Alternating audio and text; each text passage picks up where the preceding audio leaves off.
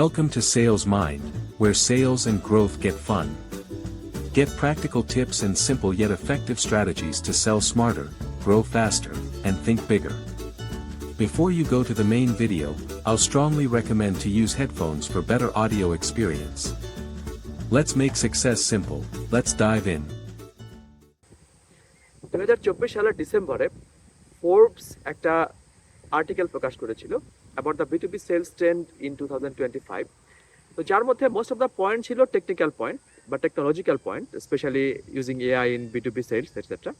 তো তার মধ্যে একটা বড় উল্লেখযোগ্য পয়েন্ট, একটা পয়েন্ট ছিল হিউম্যান ওরিয়েন্টেড। সেটা হচ্ছে এমপ্যাথি এবং মেকিং জেনুইন কানেকশন। তারা বলতে চাচ্ছিল যে 2025 সালে পার্সোনাল কমিউনিকেশন এবং making a genuine connection with your buyer will be very very important. আসলেই তাই। তো এই পার্সোনাল কমিউনিকেশন বা এমপ্যাথি বা making a genuine connection with your buyer, not just to make a quick sales, will always give you a long term benefit, right? এটা আমরা সবাই জানি। তো এখন প্রশ্ন হচ্ছে যে আমি কিভাবে এই পার্সোনাল কানেকশন বা জেনুইন কানেকশনটাকে এস্টাবলিশ করব। প্রথম কথা হচ্ছে আমি যাকে রিচ করছি তাকে হয়তো আমি চিনি না, কোল্ড আউটরিচ করছি, তাকে আমি ইমেইল বা ফোনের মাধ্যমে কমিউনিকেট করছি এবং মোস্ট অফ দ্য কেসে এটাই হওয়ার সম্ভাবনা বেশি যে আমি তাকে চিনছি না বা চিনি না। তো এখন এই যে জেনুইন কানেকশনকে এস্টাবলিশ করা, তার কিছু স্ট্র্যাটেজি আছে। তো চার মধ্যে চারটা সবচেয়ে কি পয়েন্ট আমি এখন বলবো এবং এই কি পয়েন্টগুলো কিভাবে আপনি ম্যাটেরিয়ালাইজ করবেন অ্যাট দ্য এন্ড, সেটাও আমি কিছুটা গাইডলাইন দেওয়ার চেষ্টা করব আমার এক্সপিরিয়েন্স থেকে। এখানে উল্লেখযোগ্য যে এই প্রত্যেকটা স্টেপ আমি আমার এভরিডে ওয়ার্কে পার হই এবং এটা একটা রেগুলার প্র্যাকটিসের মতো। সে কারণেই এটা খুবই প্র্যাকটিক্যাল অ্যাডভাইস এবং not only based on theory. তো প্রথম কথা হচ্ছে, চারটা পয়েন্টের যে প্রথম পয়েন্টটা হচ্ছে যে আপনি যাকে রিচ করতে চাচ্ছেন, আপনাকে ক্লিয়ার আইডিয়া থাকতে হবে যে আপনি যাকে রিচ করতে চাচ্ছেন তার অর্গানাইজেশনাল পজিশনটা কি এবং তার ডিসিশন মেকিং অ্যাবিলিটি কতটুকু আছে। এটা একদম বেসিক। আপনি যদি এইটুকু না জেনে কারোর সাথে কমিউনিকেশন করেন B2B-তে, তাহলে আপনার, আমি বলবো যে ইন অলমোস্ট 100% কেসেসে আপনি এটা ব্যর্থ হবেন। আমি যদি এক্সাম্পল দিয়ে বলি, আপনি যদি সি লেভেলের কাউকে রিচ করতে চান, ইভেন সি লেভেলের মধ্যেও কিন্তু ডিসিশন মেকিংয়ের ডিফারেন্স থাকে। এক একজন সি লেভেলের যার পজিশন, তার ডিফারেন্স এরিয়া থাকে কাজ করার জন্য। তো ধরে নিচ্ছি আপনি একজন সিইওকে রিচ করতে চাচ্ছেন। তো সিইও, একজন অর্গানাইজেশনাল সিইও, উনি যে কোনো অর্গানাইজেশনই হোক না কেন, তার একটা বড় লক্ষ্য থাকে, তার যে ইনভেস্টমেন্টগুলো হচ্ছে তার একটা ভালো রিটার্ন এক্সপেক্ট করা, ঠিক আছে? অথবা রেভিনিউ বাড়ানো, শুধু রেভিনিউ না, সাথে কস্ট কমানো এবং প্রফিট বাড়ানো। আমি খুব সহজভাবে বলার চেষ্টা করছি। তো একজন সিইওর এটাই মূল লক্ষ্য যে তার অর্গানাইজেশন সাকসেসফুল হবে, তার বিজনেস অর্গানাইজেশন সাকসেসফুল হবে। কিন্তু সাকসেসফুল হওয়ার পিছনে বড় চালিকা শক্তি হচ্ছে তার প্রফিটেবিলিটি, তার রেভিনিউ, তার কাস্টমার রিটেনশন, এই পয়েন্টগুলো। সো আপনি যদি কোনো টেকনোলজি সেলসে থাকেন এবং আপনি যদি একজন সিইওকে রিচ করে বলেন যে আপনার টেকনোলজি সলিউশনে বা আপনার সফটওয়্যার সলিউশনে বা আপনার হার্ডওয়্যার সলিউশনে অনেকগুলো ফিচার আছে, যেই ফিচারগুলো তার অর্গানাইজেশনে অনেক ভালো ভূমিকা রাখতে পারে, সেগুলো হয়তো আপনি সত্যি বলছেন, কিন্তু তার কাছে সেগুলোর ভ্যালু নাও থাকতে পারে। কারণ তার তো কোশ্চেন হচ্ছে যে আমি যদি এই সলিউশনটার পিছনে ইনভেস্ট করি, because every purchase is like an investment point, like আমরা ইনভেস্ট করি, তো সেই ইনভেস্টমেন্টের রিটার্নটা কিভাবে, কত দিনের মধ্যে আসবে, অথবা এটাতে আমার অর্গানাইজেশনে কি প্রফিটেবিলিটি বাড়বে অথবা আমার কস্ট কমবে, কিছু একটা এই ধরনের একটা ফাইন্যান্সিয়াল টার্গেট তার থাকতে পারে। সো আপনি যখন কোনো সিইওকে রিচ করবেন অথবা এই লেভেলের কোনো পার্সোনালকে রিচ করবেন, তখন আপনার বক্তব্যে অবশ্যই থাকতে হবে যে আমার সলিউশনটা আপনার অর্গানাইজেশনকে কতটুকু প্রফিটেবল করতে পারে, আপনার রেভিনিউতে কতটা ইম্প্যাক্ট আনতে পারে, অথবা আপনার যে ডে টু ডে কস্ট আছে সেই কস্টটা কতটুকু সেভিংস করতে পারে। তো এই পয়েন্টগুলো আপনি স্ট্রেস করার চেষ্টা করবেন। আপনি যদি একজন এইচআর হেডকে রিচ করতে চান, আপনার যদি এইচআর অটোমেটেড সলিউশন থাকে, তাহলে আপনার চিন্তা করতে হবে যে আপনার এই সলিউশনটা তার ডে টু ডে ওয়ার্ককে অথবা তার যে এইচআর অর্গানাইজেশন আছে সেটাকে কতটুকু সে এফিশিয়েন্ট করবে। হয়তো উনি নিজে ইনভলভ না হ্যান্ডস অন ওয়ার্কে, হয়তো তার একটা টিম আছে, তো সেই টিমটাকে কতখানি এফিসিয়েন্ট করবে, হয়তো তার এইচআর সলিউশনটা আপনার অনেকগুলো ম্যানুয়াল টাস্ককে অটোমেট করে দিবে, তো সেই ক্ষেত্রে তার টিমের যে এফিসিয়েন্সি বাড়বে, এতে করে তার রিক্রুটমেন্টের প্রসেসটা হয়তো আরো শর্টার হবে, ডেজটা আরো কমে আসবে। তো এই পয়েন্টগুলো আপনি এমফাসাইজ করতে পারেন। এটা হচ্ছে ফার্স্ট অফ অল আপনি কাকে রিচ করছেন এবং আপনি কি ধরনের বক্তব্য প্রকাশ করবেন তার একটা আইডিয়া। দ্বিতীয়ত হচ্ছে আপনার আরেকটা জিনিস বুঝতে হবে যে তা এভরিডে তারা যে কাজগুলো করছে সেই কাজগুলো তারা কিভাবে করছে এখন, এবং সেখান থেকে আপনি কিভাবে ইমপ্রুভ করতে পারেন। আমি এইচআর এর প্রসঙ্গটা আবার টেনে নিয়ে আসি, যে আপনি হয়তো কিছুটা আইডিয়া করতে পারেন যে তারা এই মুহূর্তে যে রিক্রুটমেন্ট করছে সেখানে পুরা অ্যাপ্লিকেশন প্রসেসটা ম্যানুয়াল।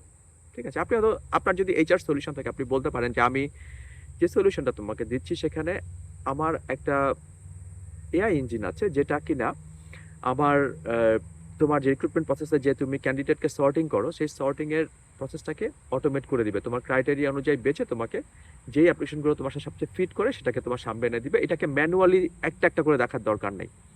এতে করে সে হয়তো তার 30 মিনিটে সে হয়তো আগে যে কয়টা অ্যাপ্লিকেশন সর্ট করতে পারতো এখন তার থেকে দ্বিগুণ করতে পারবে, এটা তার এফিসিয়েন্সি বাড়বে। সো এভাবে তার প্রেজেন্ট কাজের কিভাবে সে করছে এটাকে বোঝা এবং সেই সলিউশনটা আপনার কিভাবে হেল্প করতে পারে সেটাকে বলা, একটা প্রেজেন্ট করা। এরপরে যেটা হতে পারে, প্রেজেন্টলি সে যেই কাজটা করছে সেটা সে আসলে কিভাবে করছে এটা বোঝার একটা উপায় আছে, এটা বোঝার একটা শর্টকাট ওয়ে আছে।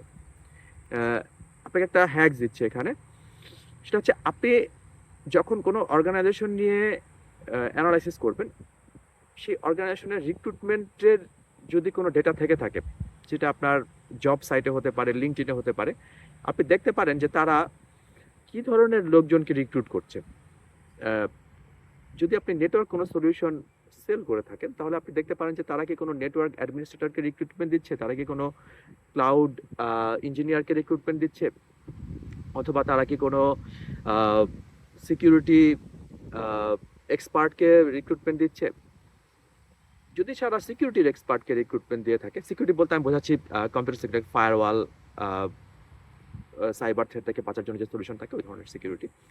সো সেক্ষেত্রে আপনি আইডিয়া করতে পারেন যে যেহেতু তারা একজন সাইবার সিকিউরিটি পার্সোনালকে রিক্রুটমেন্ট দিচ্ছে, তো সেহেতু তার কোম্পানির এক্ষেত্রে একটা নিডস আছে, ওই পার্সনটা তো একটা কিছু পারফর্ম করবে, ওখানে একটা কোনো টাস্ক পারফর্ম করবে, রাইট? সেখান থেকে আপনি কনক্লুশনটা ড্র করতে পারেন যে এই কোম্পানির একটা সাইবার সলিউশন, স্মার্ট সাইবার সলিউশনের ডিমান্ড থাকলেও থাকতে পারে। সো এখন যদি আপনি সিটিওকে রিচ করতে যান তাহলে ডেফিনেটলি আপনি রেফার করতে পারেন, এই আমি জব সাইটে দেখেছি তুমি একজন সিকিউরিটি পার্সোনালকে রিক্রুটমেন্ট দিচ্ছ বা কিছু সিকিউরিটি সাইবার সিকিউরিটি পার্সোনালকে রিক্রুটমেন্ট দিচ্ছ, হুইচ ইজ ফাইন।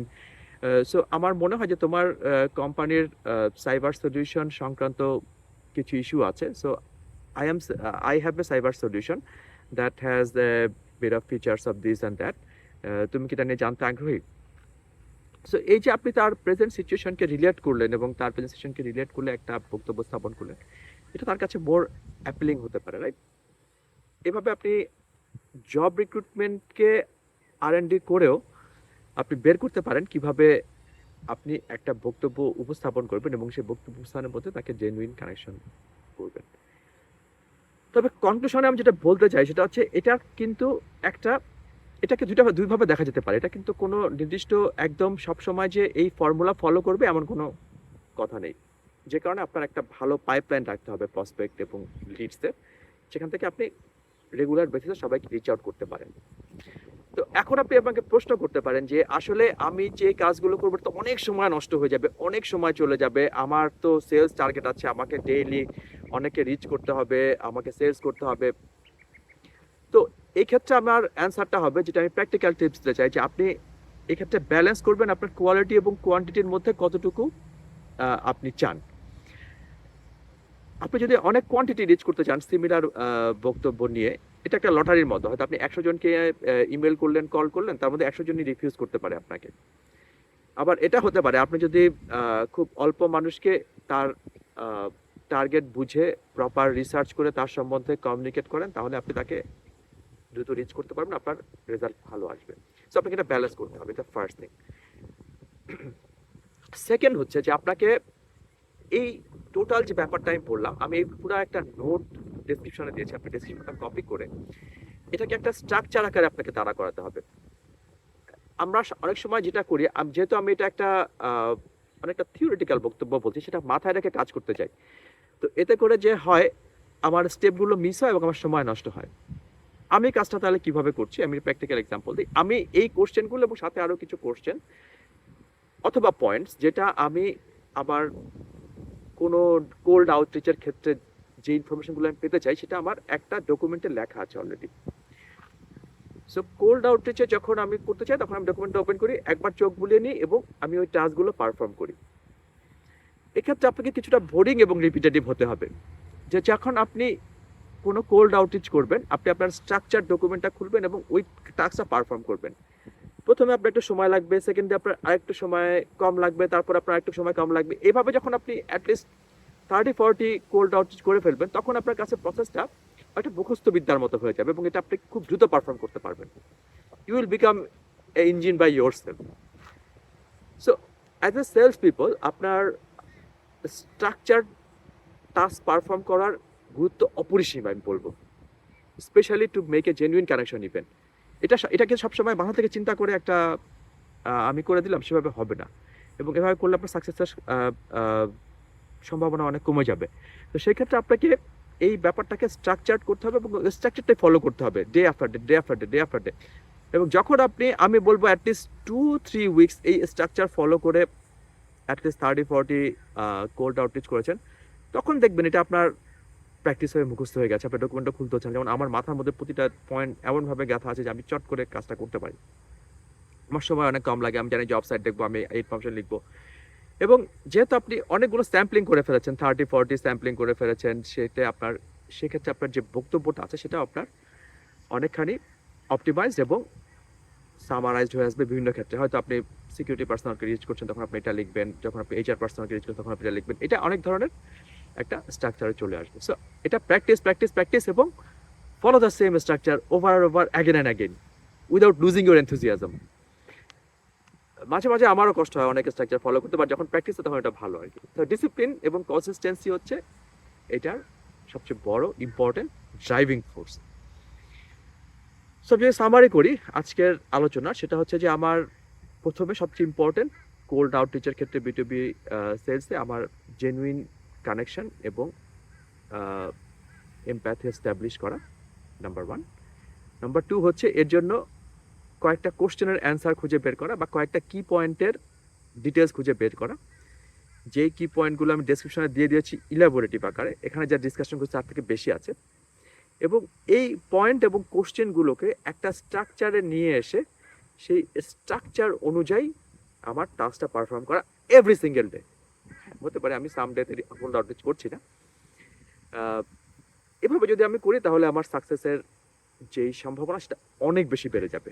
এটা প্র্যাকটিক্যাল লাইফ থেকে বলা, for many years have perform this and it really works. আমি এর পরের কোনো ভিডিওতে কিভাবে একজন B2B সেলস প্রফেশনালের ডে স্ট্রাকচার হতে পারে সেটা নিয়ে একটা আইডিয়া দিব, আমার নিজের ডে স্ট্রাকচারকে বর্ণনা করে। So stay tuned. আপনার হয়তো এই স্ট্রাকচারটা যদি দেখেন এবং আপনার আঙ্গিকে আপনি সাজিয়ে নেন, তাহলে আপনার লাইফটা আরও ইজিয়ার হবে এবং এই গাইডলাইনটা ফলো করে আপনার স্টেপগুলো পারফর্ম করা আরও সহজ মনে হবে। তো ধন্যবাদ শোনার জন্য। আপনি যদি ভালো লাগে আপনি লাইক দিতে পারেন, চ্যানেলটি সাবস্ক্রাইব করলে খুব ভালো হবে এবং আমি সামনে আরও ইম্পর্টেন্ট টপিকস নিয়ে কথা বলবো। তো thank you and have a nice day.